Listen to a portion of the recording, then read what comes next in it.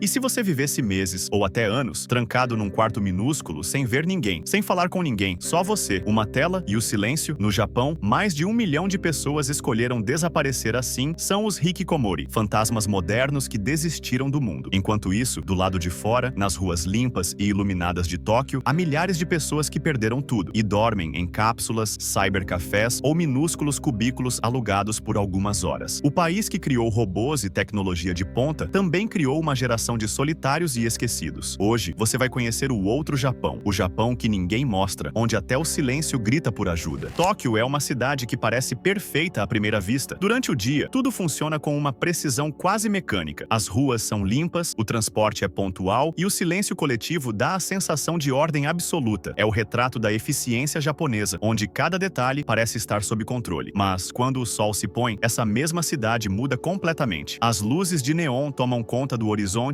os becos ganham movimento e surge um lado que o Japão raramente mostra ao mundo. Nos arredores de Kabukicho, o bairro que nunca dorme, vivem os Toyoko Kids, jovens que perderam o lar, a estabilidade e, em muitos casos, o rumo. Esses adolescentes e jovens adultos se reúnem nas ruas, em frente às estações de metrô e nas calçadas iluminadas por letreiros coloridos. Muitos fogem de casa por causa de violência familiar, falta de perspectivas ou simplesmente por não suportarem a pressão social. Outros foram empurrados pela crise econômica e pela desigualdade que o Japão tenta esconder sob sua aparência impecável. Durante o dia, eles tentam sobreviver com pequenos trabalhos, em lojas de conveniência, restaurantes ou cafés. Mas à noite, quando o movimento de Kabukicho aumenta, começam a buscar um lugar para descansar. Alguns alugam espaços baratos em cafés abertos 24 horas. Outros dormem em becos, escadas ou estações subterrâneas. No Japão, há uma geração inteira que vive à sombra do progresso. São jovens que cresceram acreditando que, com esforço e disciplina, teriam um futuro garantido. Mas a realidade se mostrou bem diferente. Hoje, milhares deles enfrentam uma vida instável, marcada por solidão, insegurança e falta de oportunidades reais. Essa geração é chamada oficialmente de juventude perdida, mas esse termo é injusto. Eles não se perderam, foram deixados para trás por um sistema que não sabe o que fazer com quem não se encaixa perfeitamente nas regras. O Japão é um país onde o fracasso não é aceito, e quando alguém falha, mesmo que uma única vez, as portas costumam se fechar para sempre. Muitos desses jovens são conhecidos como freeders, pessoas que vivem de empregos temporários, com salários baixos e nenhuma estabilidade. Trabalham em supermercados, cafés, armazéns e escritórios terceirizados, sem direitos trabalhistas sólidos ou garantias de futuro. Recebem o suficiente apenas para sobreviver, e isso muitas vezes significa viver em um quarto minúsculo ou em cápsulas de 2 metros por 1, no coração das grandes cidades. Esses alojamentos compactos se tornaram símbolo de uma geração sufocada. Ali, o espaço é reduzido ao mínimo: uma cama, uma tomada, uma tela de celular e um silêncio pesado. O contraste é brutal. Enquanto o Japão exibe números impressionantes de riqueza e inovação, boa parte de seus jovens não tem nem mesmo um endereço fixo. A cultura japonesa, focada em disciplina e perfeição, cobra caro de quem não acompanha o ritmo. O medo de decepcionar os pais, de falhar socialmente ou de não estar à altura, faz muitos se isolarem. Há quem viva meses ou até anos sem contato direto com outras pessoas. O fenômeno dos hikikomori, jovens que se trancam em seus quartos e praticamente desaparecem do mundo. Mas o mais alarmante é o vazio que se espalha entre aqueles que continuam tentando. Trabalham sem descanso, mas nunca veem resultado. Não há estabilidade, não há reconhecimento e cada dia parece uma repetição do anterior. Viver assim é como jogar um videogame sem botão de salvar. Todo esforço é reiniciado na manhã seguinte, sem progresso acumulado, sem recompensa. Para quem tenta começar a vida nas grandes cidades do Japão, a conta simplesmente não fecha. Um apartamento de um cômodo, conhecido como um K, custa, em média, entre 70 e 80 mil ienes por mês. À primeira vista, pode não parecer muito, mas quando se compara com o que a maioria desses jovens realmente ganha, o cenário muda completamente. O salário mínimo japonês é de cerca de 1.113 ienes por hora. Trabalhando 8 horas por dia, durante o mês inteiro, o total chega a algo em torno de 195 mil ienes, ou seja, mais de um terço da renda desaparece apenas com o aluguel. E isso sem contar alimentação, transporte e contas básicas. No fim do mês, o que sobra é quase nada, mas o problema vai além do valor. O sistema de locação no Japão é extremamente burocrático e inacessível para quem não tem estabilidade. Para alugar um simples quarto, é preciso pagar várias taxas iniciais, como o Heikin, uma espécie de presente obrigatório ao proprietário, o depósito de segurança, o pagamento ao fiador e as taxas da imobiliária. Em alguns casos, o custo inicial chega a ser o equivalente a 3 ou 4 meses de aluguel antecipado. O paradoxo é cruel. Para conseguir um endereço, você precisa provar que já tem um. Sem um fiador ou um histórico de residência, as portas simplesmente não se abrem. Jovens com empregos temporários ou freelancers são automaticamente vistos como risco e, por isso, rejeitados. Esse círculo vicioso faz com que muitos desistam de tentar. Acabam recorrendo a hospedagens temporárias, cápsulas ou cafés noturnos abertos 24 horas. Lugares onde o aluguel é pago por noite, não por contrato. E para muitos, isso se torna a única forma de ter onde dormir. Quando alugar um apartamento se torna impossível, muitos jovens japoneses recorrem ao que chamam de soluções temporárias. Mas, na prática, essas soluções acabam virando o único jeito de viver. Hotéis cápsula e cafés de mangá, criados originalmente para estadias rápidas, se transformaram em moradias improvisadas para quem foi excluído do sistema formal de aluguel. Os hotéis cápsula são fileiras de pequenas cabines, empilhadas umas sobre as outras, onde o espaço é reduzido ao mínimo. Dentro delas, cabe apenas uma pessoa deitada, uma tomada e uma cortina fina para manter uma falsa sensação de privacidade. Já os cybercafés, conhecidos como Manga Kissa, oferecem cabines com cadeira reclinável, conexão à internet e às vezes até um chuveiro comunitário. Pagando por hora, muitos dormem ali, com o som dos teclados e das luzes de tela como companhia. À primeira vista, pode parecer uma forma prática e acessível de se virar, mas a verdade é que o custo acumulado é alto. Passar todas as noites em um café ou cápsula consome quase tanto, ou até mais, do que o aluguel de um apartamento modesto. Só que, ao contrário de um contrato de moradia, esse dinheiro nunca gera estabilidade. É um ciclo que se repete. Trabalhar o dia inteiro apenas para pagar o próximo cochilo. Essa rotina cria uma armadilha silenciosa. Quem vive nesses lugares raramente consegue guardar dinheiro suficiente para mudar de vida. A cada mês, tudo o que se ganha vai embora em pequenas parcelas de sobrevivência. E assim, muitos permanecem presos entre turnos exaustivos e noites em cabines alugadas, sem perspectivas reais de sair dessa condição. Dentro desses espaços temporários, a vida tem regras rígidas. O check-in nas cápsulas é às 22 horas e às 7 horas da manhã, cada ocupante precisa sair. Exatamente 7 horas. Nem um minuto a mais. Não há café da manhã, nem pausas, nem conforto adicional. O objetivo é apenas sobreviver ao sono mínimo. Cada cápsula oferece apenas o essencial: um travesseiro, um cobertor e um espaço para esticar o corpo. Nos cybercafés, a experiência é diferente, mas igualmente severa. Cada cubículo tem uma cadeira reclinável, computador e uma cortina para separar o espaço, transformando o local em um mini apartamento funcional para o sono e o trabalho simultaneamente. O som constante das teclas e o brilho da tela se tornam a trilha sonora dessa rotina de alerta permanente, criando uma sensação de tensão contínua. O nome 7 horas não é só uma marca do tempo. Simboliza o limite exato que o sistema impõe ao descanso. É o tempo necessário para o corpo se recuperar o mínimo, mas insuficiente para restaurar a mente. Cada noite reforça a realidade dura de que, mesmo em um país altamente tecnológico, o descanso para quem não se encaixa no sistema formal se tornou um produto cronometrado, vendido por hora e limitado ao essencial para sobreviver. Para alguns jovens, conseguir sair das cápsulas representa um pequeno avanço: os microapartamentos. Com apenas 9 a 12 metros quadrados, esses espaços custam entre 80 mil e 100 mil ienes por mês, cerca de 550 a 700 dólares. Vendidos como Compact Studios ou Smart Homes, a realidade é bem mais dura. São literalmente caixas de sapato, onde cada centímetro é projetado para caber apenas o essencial. Dentro dessas unidades minúsculas, tudo é planejado para máxima eficiência. A cozinha, o banheiro e a área de dormir se sobrepõem, quase como um quebra-cabeça humano. O contraste com o passado é brutal. Nos anos 1980, a média de moradia em Tóquio era de 65 metros quadrados. Hoje, caiu para 40 metros quadrados. O Japão não apenas encolheu fisicamente, os apartamentos compactos refletem também a pressão social e econômica sobre quem não consegue acompanhar o ritmo da cidade. Mesmo aqueles que conseguem pagar um microapartamento ainda vivem num espaço tão limitado que cada gesto, de cozinhar a tomar banho, precisa ser cronometrado e calculado. No Japão, a realidade muitas vezes se esconde atrás de estatísticas impecáveis. Oficialmente, o governo afirma que há menos de 4 mil sem teto no país, mas esses números não contam a verdade completa. Ignoram completamente os jovens que vivem em cápsulas minúsculas, cybercafés ou hotéis por hora, pagando para existir e, assim, não serem considerados pobres. É um sistema de invisibilidade silenciosa, uma espécie de limpeza social que mantém o sofrimento fora dos olhos da cidade. Kabukicho, o bairro que nunca dorme, se tornou o epicentro dessa realidade invisível. À primeira vista, as luzes piscam, os letreiros brilham e a cidade parece impecável. Mas para os que não têm endereço fixo, o cotidiano é outro. outro. Parques fechados à noite, bancos com barras que impedem qualquer tentativa de descanso e praças cercadas. Cada detalhe da infraestrutura foi pensado para que o desconforto seja discreto, quase invisível, e para que a cidade continue projetando sua imagem de ordem e eficiência. O controle, no entanto, vai muito além de barreiras físicas. Operações policiais semanais, envolvendo mais de 100 agentes, percorrem becos e ruas de Kabukicho, abordando adolescentes e jovens sem lar. Oficialmente, é para protegê-los. Na prática, serve para manter a vitrine futurista de Tóquio limpa e impecável. Cada jovem abordado é, de certa forma, apagado do espaço urbano. Sem registro, sem direito, sem rosto. Eles não somem, mas são sistematicamente invisibilizados, empurrados para uma existência à margem do que a sociedade reconhece como legítima. Essa lógica cruel transforma a pobreza em algo quase invisível. A cidade não resolve o problema, ela o organiza. O Japão, conhecido por sua disciplina e ordem, aplica essas qualidades também na exclusão. Cada operação policial, cada banco com barra, cada parque fechado reforça uma regra não escrita. Você pode existir, desde que não atrapalhe a aparência de perfeição. No Japão, a invisibilidade tem um preço que vai muito além do bolso. Para milhares de jovens, viver sem endereço fixo não é apenas uma questão de logística, é um desgaste mental constante. A rotina se resume a noites mal dormidas em cápsulas ou cafés de mangá, expulsos pontualmente às 7 da manhã, carregando nas costas tudo o que possuem e recomeçando cada dia do zero. É como se o relógio fosse um juiz implacável, marcando uma sentença diária de fadiga e ansiedade. Essa pressão diária não passa despercebida. O país, conhecido pela disciplina e eficiência, também acumula uma das maiores taxas de exaustão mental e física do mundo. Quase 60% dos trabalhadores relatam sintomas de fadiga crônica, dores de cabeça, insônia, tensão muscular, enquanto mais de 10 mil casos por ano são oficialmente classificados como karoshi, a morte por excesso de trabalho. Mas muitos casos sequer entram nas estatísticas, porque a exaustão não precisa matar de uma vez. Ela corrói lentamente, apagando a energia, a motivação e, por vezes, a própria vontade de existir. Para esses jovens, a vergonha é quase institucionalizada. Mostrar fragilidade ainda é visto como um fracasso pessoal, algo a esconder a todo custo. Pedir ajuda, procurar abrigos ou organizações sociais, muitas vezes não é uma opção. A sociedade observa com rigor quem não se encaixa, e o medo do julgamento se torna tão sufocante quanto o espaço minúsculo das cápsulas. Dormir mal, trabalhar para pagar o próximo cochilo, viver sem segurança ou reconhecimento. Tudo isso cria um ciclo onde a mente está sempre em alerta e o corpo exaurido. No Japão, existe uma realidade extrema de isolamento chamada hikikomori. São jovens, e às vezes adultos, que se trancam em seus quartos por meses ou até anos, praticamente desaparecendo do mundo exterior. Eles não saem para trabalhar, estudar ou socializar. A vida é reduzida ao espaço de um quarto, uma tela de computador e, muitas vezes, uma rotina de refeições entregues na porta. Esse fenômeno é mais do que preguiça ou esquiva. É uma resposta ao peso esmagador da sociedade, às expectativas de sucesso e à pressão para se encaixar. Os hikikomori vivem num ciclo de isolamento e ansiedade. Cada contato social é visto como um risco, cada interação uma prova de julgamento. Muitos sofrem com depressão, fobia social e transtornos de ansiedade, mas raramente buscam ajuda, porque pedir apoio pode ser percebido como fraqueza. O Japão estima que existam mais de 1 milhão de pessoas vivendo nessa condição, uma geração que se tornou invisível por escolha forçada. O impacto é profundo. Para os hikikomori, o tempo perde a linearidade. Dias, semanas e meses se misturam, marcados apenas pelo acúmulo de horas em frente a uma tela. A família muitas vezes se torna a única referência social, sustentando financeiramente e emocionalmente esses jovens que não conseguem enfrentar a sociedade. Mas a solução não é simples. Intervenções devem equilibrar cuidado, paciência e respeito, porque forçar a reentrada na vida social pode agravar ainda mais a ansiedade e o isolamento. Esse fenômeno mostra um outro lado do Japão, uma sociedade que exige perfeição, mas que cria ambientes onde falhar significa se tornar invisível. Hikikomori não são apenas jovens que se esconderam, são um retrato da pressão extrema, do medo de fracassar e da busca por um refúgio seguro em um país que valoriza a disciplina acima de tudo. E o vídeo chega ao fim por aqui. Por favor, compartilhe seus pensamentos sobre o lado sombrio do Japão na seção de comentários. Não se esqueça de se inscrever no nosso canal e deixar um like. Seu apoio significa muito para nós.